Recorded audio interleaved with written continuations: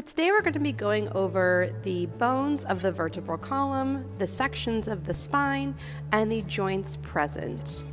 Here you can see our beautiful vertebral column from top to bottom going down the spine. Here are the bones that make up the cervical section of the spine. As you can see, there are 7, starting with the atlas and the axis. Here are the 12 vertebrae that make up the thoracic section of the spine. As you can see, it wants to naturally curve posteriorly. Here is the lumbar section of the spine with 5 vertebrae, and as you can see, it wants to naturally curve anteriorly. Our last section of the spine is the sacrum and coccyx, and this is how the final bone of lumbar, L5, will connect to the sacrum. The sacrum has 5 fused bones, and the coccyx has 3 to 5 fused bones. Let's go over the general structures of each vertebral type.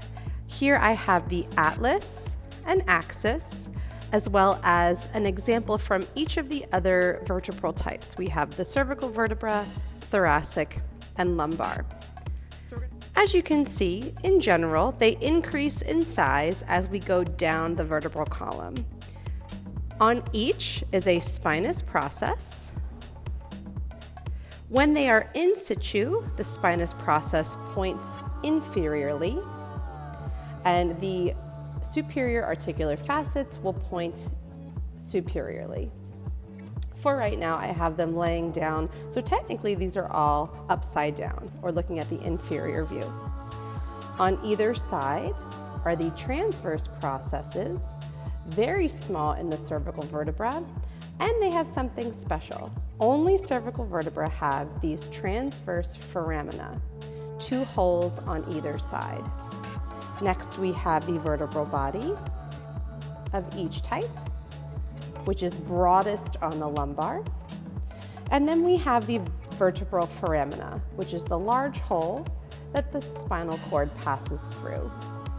In order for vertebrae to attach to one another, there are 2 points of attachment. First, we have vertebral bodies, and in between the vertebral bodies is going to be an intervertebral disc made of fibrocartilage. This is an amphiarthrotic joint. And then at the tail end, in the posterior end, we have the facet joint between the facets of each vertebrae. So let's look at those facets. Here we have the inferior articular facet. We know it's inferior because right now the spine is pointing up toward us. So technically this vertebrae is upside down. So these would be the inferior articular facets. If I turn it over, here we have the superior articular facets. So let's look at those joints again between 2 thoracic vertebrae. So we can see once again, as we saw before, in the whole spinal column, that the spinous processes point inferiorly, point down. So between the vertebral bodies, there is your intervertebral disc, which is a fibrocartilage joint. And then here is the facet joint between the inferior articular facet of the above vertebra and the superior articular facet of the below vertebra. Plain gliding joint, allowing a little bit of movement in either direction.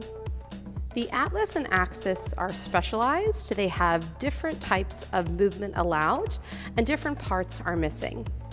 On the atlas, we are missing a vertebral body because it actually, over time, broke off and fused with the axis. This is called the dens or odontoid process of the axis, and it was once the vertebral body of the atlas. The atlas is also lacking a spinous process. It's very, very small, or really just not there at all. How do they go together? The atlas, the flat side, is the inferior articular facet, and it will go onto the axis like so. This is an Atlanto-axial joint, which allows for pivot rotational movements. So when you shake your head no, That is due to your atlas and axis. The atlas also attaches to the skull, as it is C1, or the first cervical vertebra. So the atlas will attach to the occipital condyles of our skull, like so. This is a condylar joint called the Atlanto-occipital joint, and it allows for our head to gently rock up and down and tilt side to side. That was so great! I learned so much about the vertebrae.